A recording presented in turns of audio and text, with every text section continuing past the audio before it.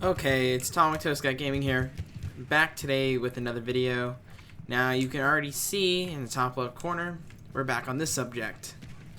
Now, yes, if you're only trying to hit 60 frames per second, this will be the consistent problem, and it'll most likely will never be an issue for you, and I will show that in the video. Now, we're here a year later, I would say, with the exact same GPU, same CPU, with literally no difference except for the cooler, which obviously shouldn't make a difference in a situation like this. But basically, look, we have another game that is pegging my CPU to 100%. We are at 4.5 gigahertz at a stable overclock with an XMP profile of 1866 on the RAM. Other than that, I don't really see. I know last time we've talked about this, and it wasn't as big of a situation because people were dogging me in the comments saying, yes, you get what you pay for, yada yada yada. But still, I'm not even live streaming, and I'm using a GPU bound recording program. Now, years ago when we came across this exact issue last year, none of you really seemed to agree with me. Some of you did, obviously, but this CPU is dogging down my graphics card. Right now, we are losing FPS performance due to the due to the CPU. This i5 should handle 1440p as it is right now at no problem. The game does not even require more than the i5 4690K.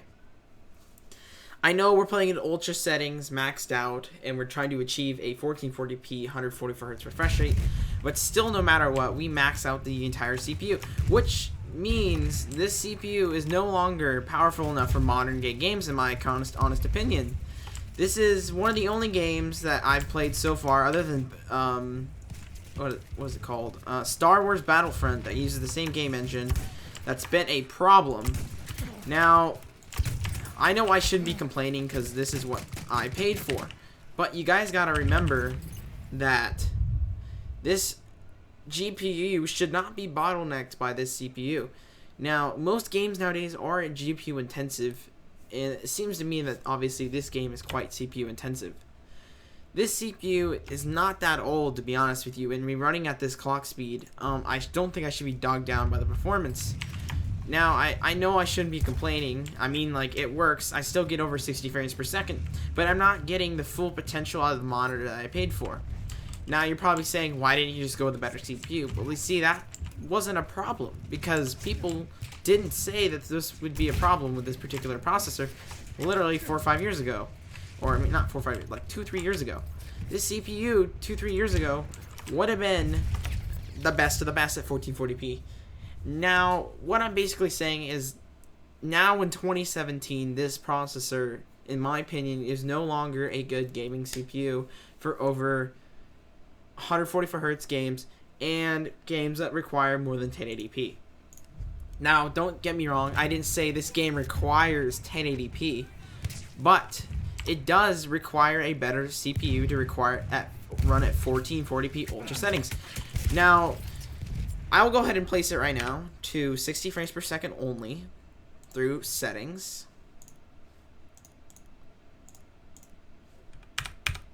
Sorry if my keyboard's loud. Well, we'll go ahead and see that, yes, this is completely playable, but it's still on the end. This is not like where we should be at. You'll see that I hit 60 frames per second just fine. CPU is around 80, 70, even in the 90s. I've maxed out my CPU. Even with this processor, even with this processor, I can max out down to 40 frames per second maxed out at these particular settings. Actually, I believe on this map too. Now, I will try to show that for you guys in the video, but if it doesn't happen, don't be completely disappointed. But like I said last time in the previous video, this is the problem that I'm seeing. It's not really that big of an issue, but I feel like it should be dealt with because this honestly is kind of a problem in my honest opinion. Now, There is things you can do by doing better drivers. I could try DirectX 12. I prefer not to because with Intel systems, believe it or not, it does not make that big of a difference.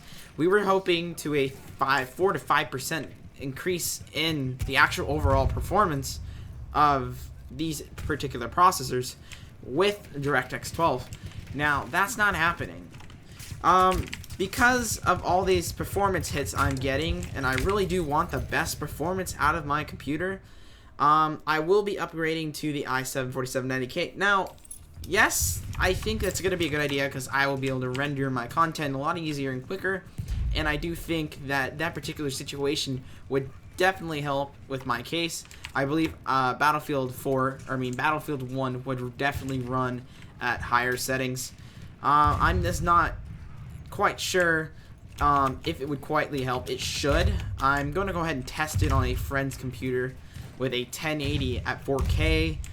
I know it's not the exact same settings, but I should be able to get similar results with a higher CPU, with a higher resolution, under heavier load with more GPU power behind it.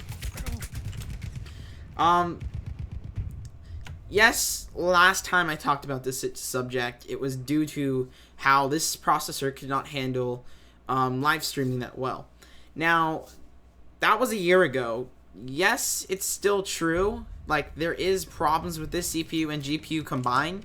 I honestly don't recommend it in 2017 to have this particular CPU GPU connection because you can get the newer i5s for about the same price as this particular i5, and you get the newer DDR4 friendly RAM. The only problem is that the options that you get now aren't that big of a difference. I believe the i5 6600 is only a 5% performance gain, and I get that 5% performance gain just overclocking my CPU generally of what it's at. But that's not the whole subject. So I recommend, honestly, you guys are probably going to hate me for this, some of you, but if you're going to go ahead and build a gaming computer exactly like mine, I say you spend the extra $100 and get the i7 because it'll last you a lot longer. Like I said, I want to upgrade you an i7 4790K. Yes, that is a directly old CPU just like this one, but it still performs extremely well to 2017, especially with this configuration like this. I want to be able to play 1440p maxed out settings at over 100 frames per second on this computer, and I actually technically should with the settings that I have. I was worried I wouldn't get that kill. It's becoming more of an issue, especially with the CPU as it gets older, but the i7 4790K with the hyper-threading still stands to be the best processor you can get with that particular configuration of mine. This is more of a video I wanted to discuss with you guys because I feel like it should be done, and I haven't talked about this kind of stuff in a while. Yes, some of you talked to me about it on that previous video that I made. It did kind of go viral because of how controversial it really was, and I still think, yes, it is a problem, even today, even with newer drivers. It is better.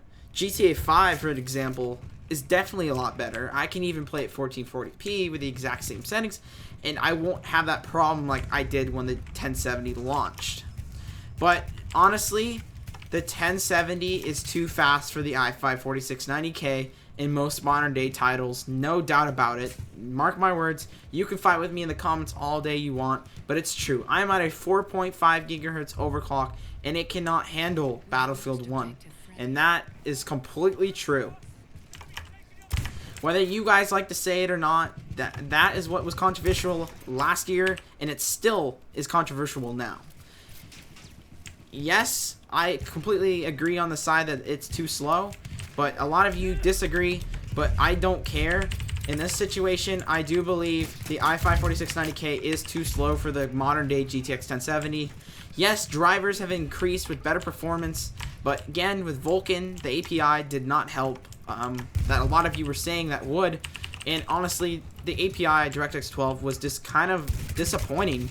Vulkan, on the other hand, yes, is helps the i5 quite a bit more in Doom, believe it or not, but it's still too slow for any performance gains. I think you get a 2% performance gain, which I'm not good with math, but I would say about a 5, not even 5 frames per second increase in your overall performance in a game. And there's not a lot of games that even support this DirectX 12 feature, plus the Vulkan feature. DirectX 12 is honestly kind of disappointing, so if you're not a Windows 10 fan, honestly, I wouldn't stick around with Windows 10 if you really don't like it. Unless you're a AMD fan, then DirectX 12 would be a reason why you pretty much need to stay on Windows 10. Yes, I'm kind of disappointed with DirectX 12, but I mean, like, it's still a pretty new API, and it could get better later on in the future, but we're going to have to kind of wait and see how that goes. I'm not quite sure if it'll make a significant difference compared to DirectX 11, but I do know in this current day, DirectX 12 and Vulkan aren't that worth it. I think, honestly, if you're going to stick to small gaming, 1080p, 60 frames per second, a 1070 isn't worth it to you anyways. A good configuration with this processor, actually, in my opinion, would be the i5 4690K and a GTX 1060 with 8 gigs of RAM. That is a completely better configuration for this particular config with 1080p 60 frames per second. Now, even at 1080p 144 Hz, it is not enough. This CPU is just not enough. Back then, a few years ago, like I said before, this would be a great system, but in modern day titles in 2017, it just can't handle it. It just really can't. Like I said, you can fight with me in the comments about it, but this is just not a playable configuration for me with the monitor that I have. I'm not quite sure if my 2 other monitors drags down the performance in this because of this. I know it's more GPU bound, but you know, it may make a difference. But in the end, I'm maxed out right now. You guys can see my temperatures are a lot better because of the water cooler. And if you guys want the rubber washer video, because my cooler was not working properly, and you guys want to see the rubber washer video, go ahead and drop that in the comment section below. Some of you may don't know, but this processor was overheating to 100 Celsius at my 4.5 gigahertz overclocked with my H100i GTX, or H100i V2, and it shouldn't be doing this. So I did some research, and I was able to find out what the problem was, and it is fixed. So if you guys want a video like that or something, go ahead and hit it in the comment section below. Go ahead, feel free to comment if you disagree with what I've been talking about this entire time, but I truly stand by upon it. This i5 4690K is not good with paired with the GTX 1070.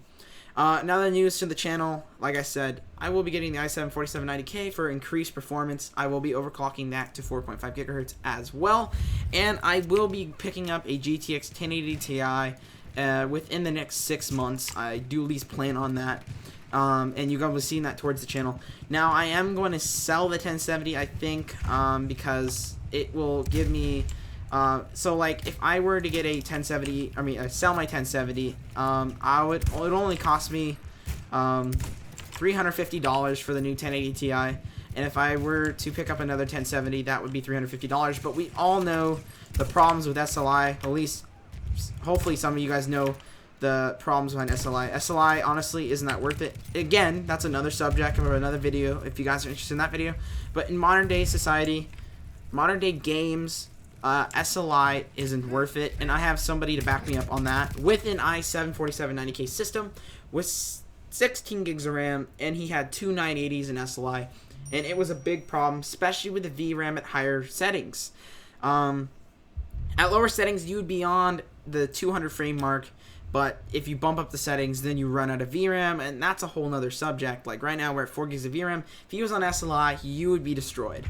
That's why he upgraded to 1080. Yes, a 1080 is just a little bit worse compared to 2 980s in SLI, but he feels the performance gain is worth it. With just a little bit of overclocking, you can hit that gap that everyone wants. Now, this is the end of the video. If you guys want to leave any want to fight with me, go ahead. All you guys want in the comment section below. But if you like the video, please hit that sub button. And I'll see you guys in the next one.